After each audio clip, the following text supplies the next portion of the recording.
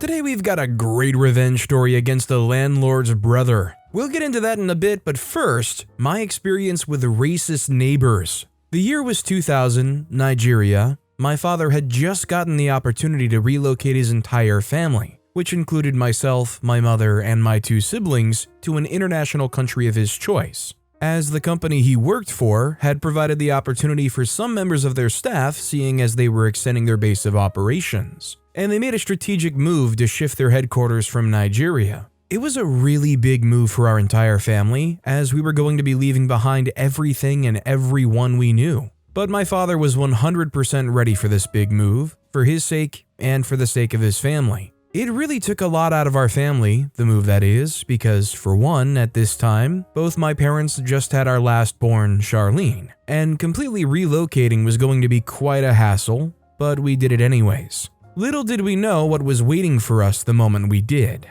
My story, as unbelievable as it may seem, was one of negative racial reactions my parents and my siblings received when we moved out of our continent.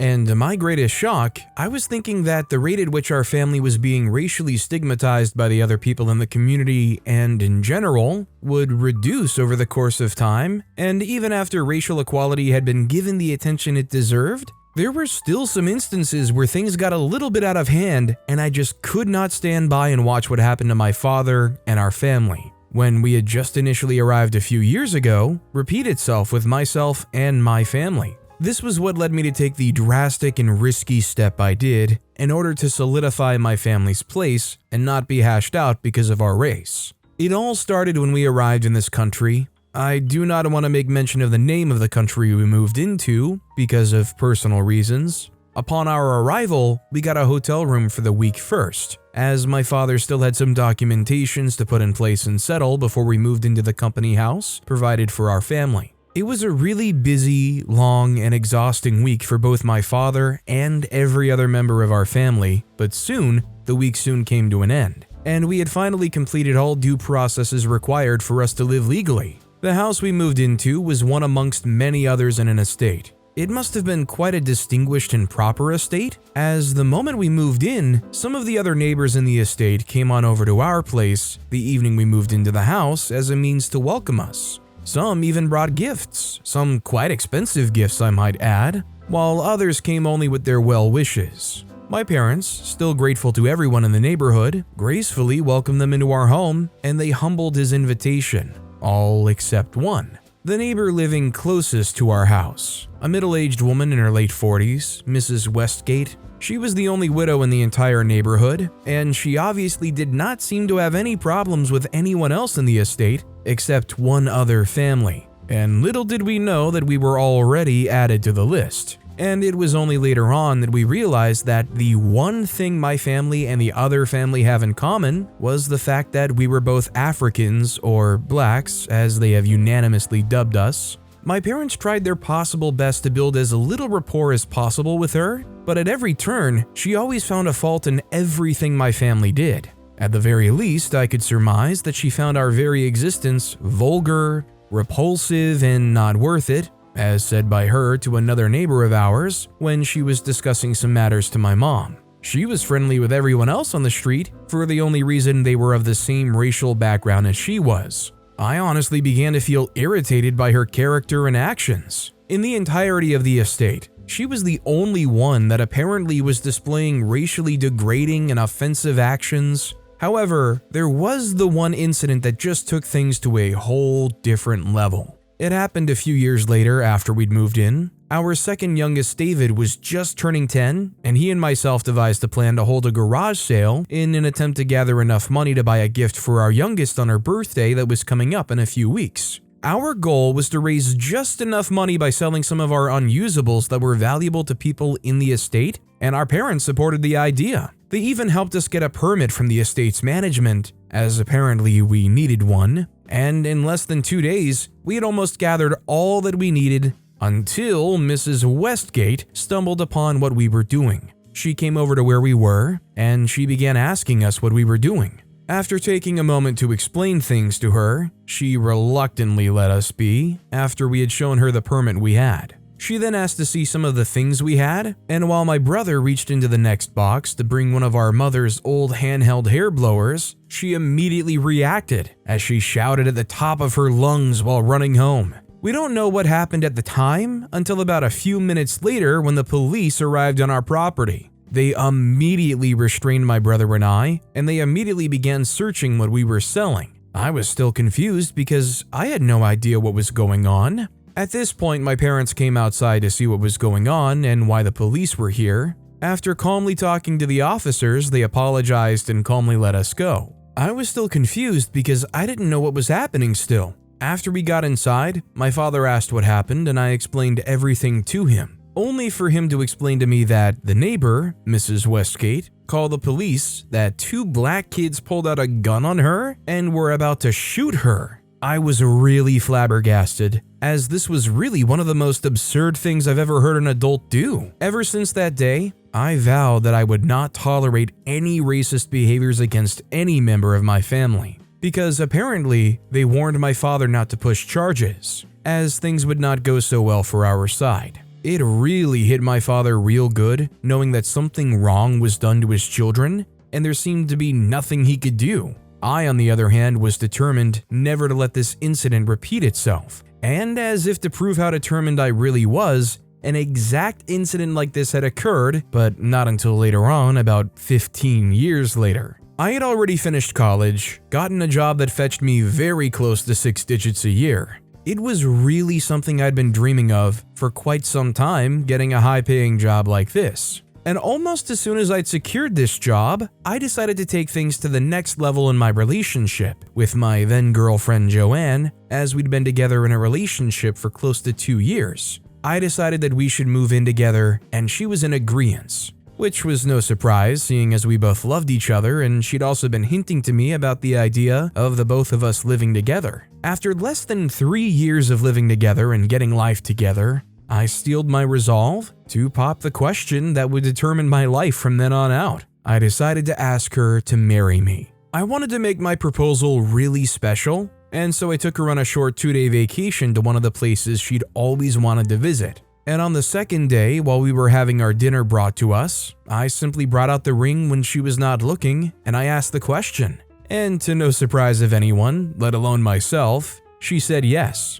However, there were some people that were showing visible disgust towards us, which ticked me off in a different way, but I decided to pay them no attention, as today was a really special day for both myself and my now fiancé. And the moment our short vacation was done, we went back home, broke the news to both of our families, and took the next step in getting ourselves a home for our new family. The only place, according to our agent, that was available was a house situated in a neighborhood, similar to the one my parents got when they first came to the country. And I was a bit skeptical at first, but my fiancé soon convinced me not to pay it any mind, as times had changed and so did people. Was she so wrong?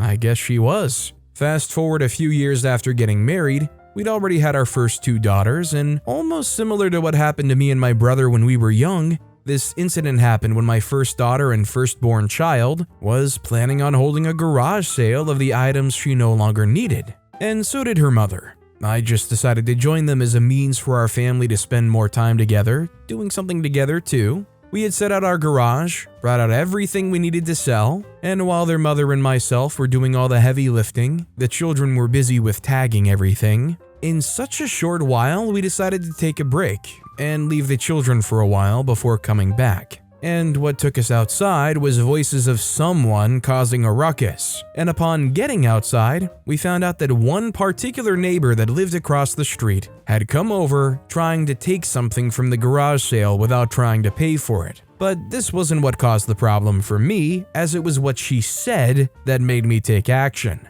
My wife was a native of the country, and she didn't have the same skin color as myself and my first daughter. So I guess she took it as we were a family of all blacks, as she put it. And so she blurted out some racially offensive words saying that we were beneath her and that if she wanted something she could take it, seeing as she could own us if she wanted to. This really struck a nerve, and when my wife came out, she claimed that I kidnapped her and forced her to bear my tainted children. Thankfully, there were neighbors recording the incident as it was happening. I decided that I would not be like my father, who was somewhat intimidated and a little bit illiterate of the system. But I was not. I immediately took legal action as I could not let this stand. I had a friend that was a lawyer and an expert on cases like this. I explained the situation as it was and presented him with witnesses and evidence he needed, and he took it up from there. And after a few weeks of forth and back argument in the court, she was found guilty and due punishment was meted out. Within 2 years of serving said punishment, she was finally released. I made sure that she was made aware of the fact that I was not to be messed with, and neither are my family. You know, you don't hear too many situations of somebody who is just outwardly racist like this actually being held accountable for it, but in 2023, I'm kind of satisfied to hear that people who are still in this day and age that outwardly racist can potentially be held accountable. I mean, I don't even have to say it, but the things they said were disgusting. Shouldn't have to worry so much about what neighborhood you live in. This next story is my flip the switch revenge story. I attended Lincoln High. In the bustling halls of Lincoln High, I, Jake Mitchell, was just another face in the crowd. My high school life wasn't defined by flashy accomplishments or popularity. Rather, I was known for my quiet kindness and genuine empathy. A junior navigating the intricate social landscape, I prided myself on connecting with people from all walks of life. My infectious smile and willingness to lend a helping hand earned me friends and the respect of many within the student body. Yet, unbeknownst to me, a storm was brewing in the shadows of my seemingly idyllic high school life. Enter Kyle Reynolds, a fellow student harboring a deep-seated resentment against me. The reasons for Kyle's animosity remained shrouded in mystery, at least to me. What I could see in place of the hate veiled was a facade of false smiles and insincere gestures. While I navigated the challenges of adolescence with a genuine heart, Kyle simmered with bitterness. Fueled by envy and a desire for revenge. In the end, I would see that both my altruistic nature and Kyle's vendetta would lead us into a mile of distraction, testing the limits of both of our restraints and getting the whole school worked up. This is the full description of how I flipped the switch on someone who was hell-bent on having a taste of revenge on me. The first inkling of trouble came when I noticed the subtle shift in the air, the whispers that seemed to linger just out of earshot. At first, I dismissed it as the typical gossip that swirled through high school hallways, but little did I know that the storm was gathering specifically around me. Kyle Reynolds, a classmate I barely had interacted with, harbored an unexplained resentment towards me. Perhaps it was the way I effortlessly connected with others, or the friendships that seemed to gravitate toward me naturally. Whatever the reason, Kyle decided it was time to take me down a peg. It started with whispers in corners and hushed conversations that ceased when I drew near. Then came the rumors, stories so outlandish and untrue that they seemed more like fiction than anything grounded in reality. Kyle had concocted a tale of deceit, portraying me as someone entirely different, someone unworthy of the friendships I cherished. The fallout was swift and merciless. Friends I thought I could trust began to distance themselves. Their glances laden with doubt, the once welcoming smiles turned into skeptical stares, and the warmth of camaraderie I'd taken for granted began to slip away. It was kind of hard to understand why there was a sudden shift in the way people interacted with me. To an extent, I could understand why they did it. The first thing that would come to mind when someone shows you supposed real evidence that goes totally against the character of a person you admired. I could understand why they thought the right line of action was to just dismiss my person as completely as they could. But what I could not get was Kyle's actions. Confused and hurt, I decided to confront Kyle, unaware of the elaborate plot he had woven. I approached him in the courtyard expecting a rational explanation for the sudden turn of events. Little did I know that this encounter would be the first step into a tangled web of deceit and betrayal that Kyle had meticulously crafted to tarnish not just my reputation, but my very sense of self. The turning point came with a humiliating twist that Kyle had carefully orchestrated during the annual school carnival. As I strolled through the crowded event, with laughter and excitement in the air, I was blissfully unaware of the storm about to break loose. Suddenly, the carnival's speakers crackled to life, and an echoing voice filled the air, announcing an unexpected event. a special performance starring yours truly. Confused, I found myself thrust into the center of attention as a spotlight illuminated my bewildered expression. The crowd erupted into laughter as embarrassing childhood photos of me, taken from the depths of my social media, were projected onto a large screen. My most awkward moments, personal anecdotes, and candid snapshots were laid bare for everyone to see. It was a meticulously crafted humiliation, and I felt the weight of betrayal sinking in as the laughter intensified.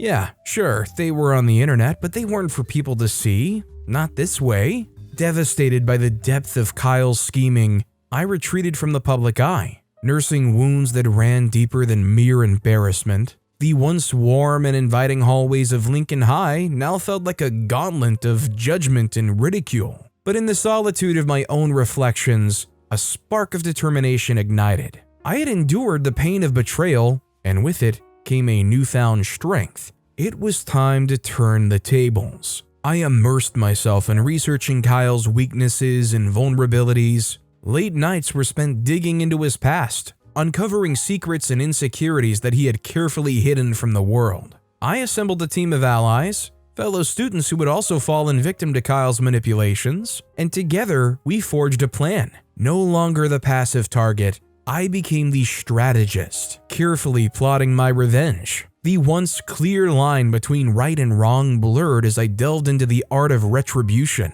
The mission wasn't just to expose Kyle's deception, but to make him feel the weight of the consequences he had so callously imposed upon me. As I delved into the world of strategic maneuvers, I knew I couldn't face Kyle alone. The first step was to identify allies who, like me, had fallen victim to his schemes. In the quiet corners of the school, I began conversations with those who had experienced Kyle's manipulations firsthand. Shared stories emerged and a common thread of betrayal wove us together. Through careful conversations and shared experiences, I formed a friendly alliance with those who had suffered in silence. It was not like we had a common trait or something. It was just that we had to retaliate and show him for who he was. Our next move was to gather evidence of Kyle's misdeeds. Late nights turned into covert missions as we sifted through digital trails, piecing together a damning mosaic of deceit. Screenshots, messages, and testimonials were compiled, revealing a pattern of manipulation that extended far beyond my own experiences.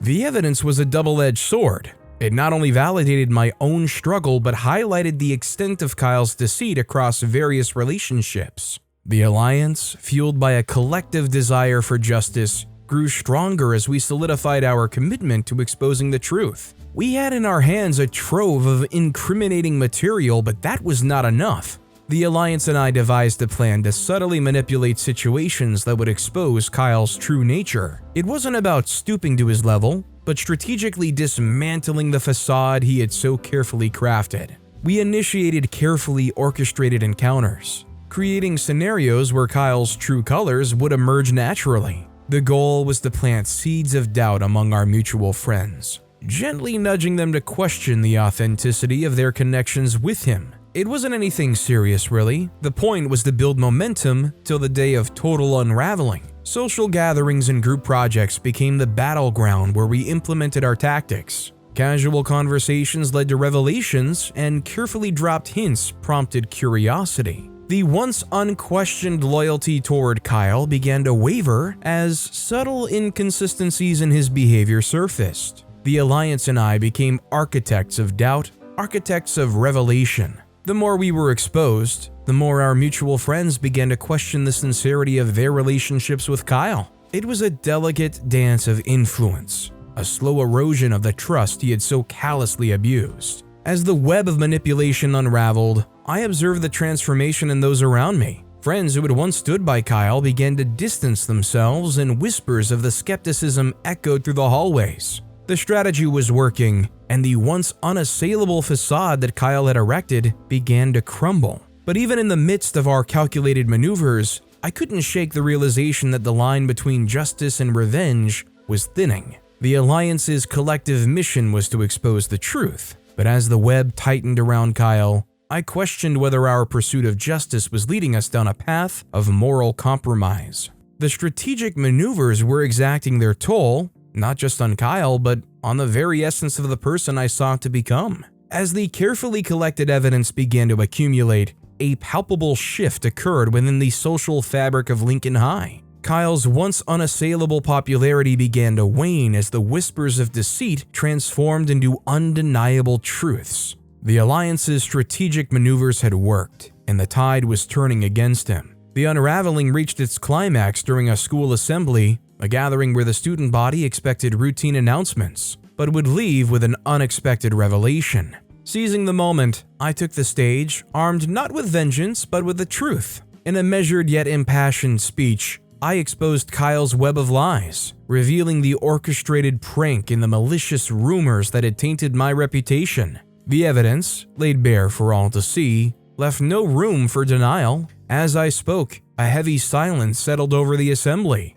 broken only by the gasps of realization from the audience. The once popular Kyle, surrounded by an aura of adulation, now stood exposed in the harsh light of truth. The weight of his actions, unveiled for everyone, became an anchor dragging him down from the pedestal he had so recklessly climbed. The friends who had once hung on his every word now recoiled, distancing themselves as if tainted by association. The hallways that once echoed with his name became hushed whispers of disbelief and betrayal. Kyle, the orchestrator of schemes and master of manipulation, found himself on the fringes of social exile. The once loyal followers turned away, unwilling to stand by someone who had deceived them so profoundly. It wasn't a victory marked by triumph, but by a sobering reality. Kyle, stripped of his popularity and influence, was left to grapple with the consequences of his actions. As the school moved forward, Kyle became a cautionary tale,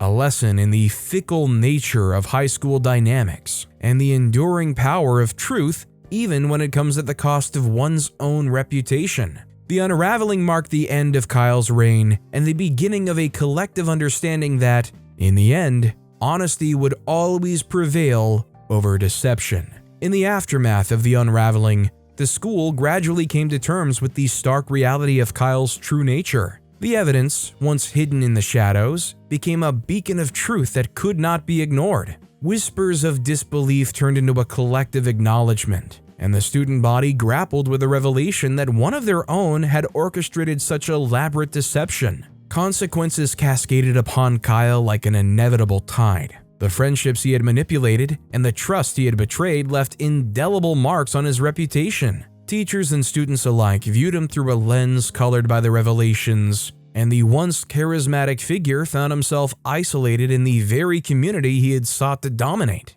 For me, the victory wasn't in Kyle's downfall, but in the opportunity for growth and redemption. The path I had chosen, navigating the thin line between justice and revenge, had led to a profound lesson. Rather than reveling in the wreckage of Kyle's reputation, I extended a hand toward empathy and kindness. In a surprising turn, I offered Kyle a chance at redemption. I recognized that the weight of consequences could either break a person or become a catalyst for change. Guided by a newfound understanding, I encouraged Kyle to reflect on his actions and consider the impact they had on those around him. As Kyle faced the repercussions of his deception, I set out to rebuild not just my reputation but the connections that had been strained. The friends who had distanced themselves during the turmoil now witnessed a transformation rooted in resilience and compassion. Through genuine interactions and acts of kindness, I reclaimed the trust that had been eroded by Kyle's schemes. The school, scarred by the saga, emerged with a collective understanding that justice could coexist with compassion, and that in the face of deception, the pursuit of understanding could be the ultimate redemption. While I feel like OP kind of looped back and forth a bunch of times with what happened, ultimately what happened here was an overall good thing for the school. Honestly, as much as OP wants to sell it, I'm not sure how many of those kids truly learned from this experience. I don't know if it's just where I went to school, but I feel like there's a lot of people where something like this would just go through one ear out the other and they would just be going with whatever is the current flow. This next story is my funny revenge story to my landlord's brother. The canvas that was before me held the echoes of my frustration, each chaotic stroke mirroring the absurdity that had become my life. My name is Sam, and I live in a world colored by the eccentricities of Mr. Grumblestein. my landlord, and his equally peculiar brother, Larry. You see, I'm not just a laid-back artist. I'm a laid-back artist thrust into a sitcom written by the cosmos, starring Larry as the comedic antagonist. You could say that the universe has this funny way of throwing people into some dark humor kind of environment. Mr. Grumblestein, a character in his own right, seemed oblivious to his brother's quirks. Larry, however, was an ongoing source of chaos, turning my daily routine into a carnival of the bizarre. And you have to believe that this is not me being unnecessarily paranoid or something. Larry's antics were relentless. Mismatched socks were the least of my worries. Imagine waking up to find your carefully arranged art supplies missing, only to discover Larry attempting to fashion avant-garde sculptures out of them. Or worse, returning to your studio to find your serene masterpiece replaced with a chaotic mosaic of colors. Compliments of Larry's interpretive dance routine. My brushes, laden with vibrant hues, became my coping mechanism. Amid the artistic turmoil, Larry's peculiarities transformed my life into a comedy of errors. It wasn't just a matter of annoyance, it was a full-scale assault on my pursuit of creative serenity. So, as I peered out of my studio window that day, contemplating the next move on my rebellious canvas, a sigh escaped my lips. Larry wasn't merely a quirk in my existence, he was the disruptive force, the unexpected twist in the storyline of my otherwise tranquil artist's life. But the part I didn't know at that point was that the whole drama between Larry and I would become something more, and would end up taking me down a path I could never have seen coming. It all started with a knock on my studio door, a rhythmic beat that interrupted the delicate dance of my paintbrush against the canvas. If you've seen Big Bang Theory, you should be familiar with the way Sheldon Cooper made his door-knocking sounds. This was what I heard.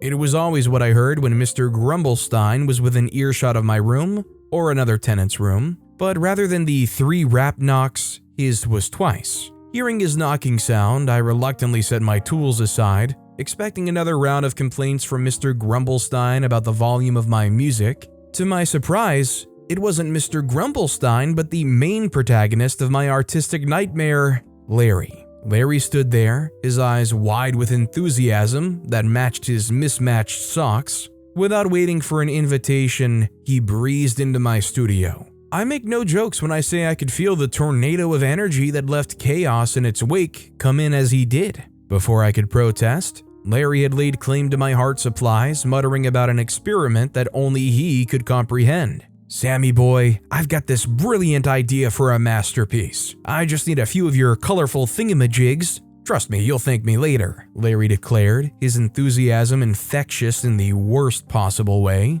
In the blink of an eye, my precious brushes, tubes of paint, and even my prized sketchbooks vanished into the abyss of Larry's eccentric vision. With a parting wink, he left me dumbfounded in my own studio, wondering what artistic calamity he was about to unleash. Determined to salvage what remained of my creative sanctuary, I tracked Larry down, hoping that reason would pierce through the layers of his peculiar mind. Little did I know, attempting to reason with Larry was like trying to convince a cat that water is its friend, an exercise in futility. "Larry, you've taken my art supplies. I need them back. You can't just walk in and hijack my studio whenever you please," I implored, trying my best to appeal to his sense of reason. Larry, however, interpreted my plea as an invitation to a philosophical debate on the interconnectedness of art and the universe. Each attempt to reclaim my belongings resulted in a new level of absurdity. At one point, he insisted that my brushes had whispered to him in a language only he could understand, revealing the true essence of artistic expression. Frustrated and defeated, I retreated to my studio, only to find a cryptic note slipped under my door. It hinted at a mysterious locked room in Larry's house, a room that held the key to understanding the madness that was a Larry Grumblestein. Intrigued and fueled by a mix of curiosity and desperation, I decided to act on what the note said of the madness, a locked door in the Grumblestein household. I mean, we were all mad, so why not just go ahead to be fully into it, right? Determined to unravel the mystery behind Larry's erratic behavior, I sought the assistance of Mabel, my quirky neighbor with a knack for picking locks. Mabel, a retiree with a penchant for adventure, was always up for a challenge. I and Mabel were not really friends. I knew she had issues with Larry, and to be honest, I just thought it was because he liked her or something of that nature. I still don't know what for certain was the deal with the both of them, but I knew that there was somewhat of a love-hate relationship between them. Love on Larry's side of the table, and hate on Mabel's. I laid out the bizarre incidents involving Larry, and she agreed to lend her lockpicking expertise to explore the enigmatic room. With Mabel by my side, we embarked on a covert mission into the heart of Larry's residence. The dimly lit hallway of the Grumblestein household felt like a set from a spy movie as we tiptoed toward the mysterious locked room. Mabel, with a sly grin, produced an impressive set of lockpicking tools ready to work her magic. The door creaked open, revealing a room shrouded in darkness. As we flicked on the light switch, the sight before us was anything but ordinary. The walls were adorned with an intricate tapestry of conspiracy theories and peculiar diagrams involving hamsters. Yes, you read that right, hamsters. Mabel and I exchanged puzzled glances, trying to make sense of the hamster-themed conspiracy murals. It was then that we stumbled upon the true revelation behind Larry's madness. Apparently, Larry harbored a secret obsession with both conspiracy theories and hamsters. The wall served as a canvas for his peculiar blend of imagination, connecting seemingly unrelated events with the whimsical world of hamster lore. As the pieces of the puzzle fell into place, we realized that Larry's bizarre behavior wasn't just random acts of eccentricity. It was a carefully orchestrated performance driven by a belief in hamster-led conspiracies and a desire to expose the truth to the world. Well, you can say it was the truth to Larry. Larry genuinely thought he was on a mission, and his hamster-themed diagrams were his way of unraveling the mysteries of the universe. Don't ask me how, I don't know, but I could read from his art the very thing he was trying to do. Armed with this newfound knowledge, Mabel and I hatched a plan to turn the tables on Larry in a way that only artists could comprehend. We decided to bring the details of Larry's eccentricities to the world through an unconventional art installation at the upcoming neighborhood art festival. It was the perfect timing. Absolutely perfect. Our masterpiece would be a larger-than-life representation of Larry's conspiracy theories, complete with hamster motifs and abstract symbols. The art installation would be our canvas to showcase the brilliance of Larry's mind, or at least what he believed to be brilliance. Little did Larry know that his secret world of hamster conspiracies was about to take center stage in a grand spectacle that would leave the entire neighborhood in stitches. The night of the neighborhood art festival arrived, and the air buzzed with anticipation. Mabel and I had transformed our revenge plan into a larger-than-life art installation, an homage to Larry's conspiracy-laden world of hamsters. The centerpiece was a giant hamster wheel adorned with abstract symbols and illuminated by vibrant colors, capturing the essence of Larry's peculiar genius. As the first visitors strolled by, their eyes widened in a mix of confusion and amusement. The whispers of the crowd crescendoed into laughter as they tried to decipher the meaning behind our creation. Little did they know, the masterpiece they marveled at was the product of a comedic vendetta against the eccentric Larry Grumblestein. The moment of truth came when Larry himself ambled into the festival, his eyes widening as he laid sight on our creation. A broad smile spread across his face, and he approached with a triumphant swagger. "Sammy boy, you've outdone yourself! This is genius! A true reflection of the interconnectedness of the hamster universe!" Larry exclaimed. Oblivious to the fact that he was the unwitting star of the show, I exchanged a perplexed glance with Mabel as Larry continued to praise our installation. The plan was backfiring in the most unexpected way. Larry wasn't outraged, he was thrilled. The crowd, fueled by Larry's enthusiasm, joined in the applause, believing they were witnessing the unveiling of a misunderstood artistic genius.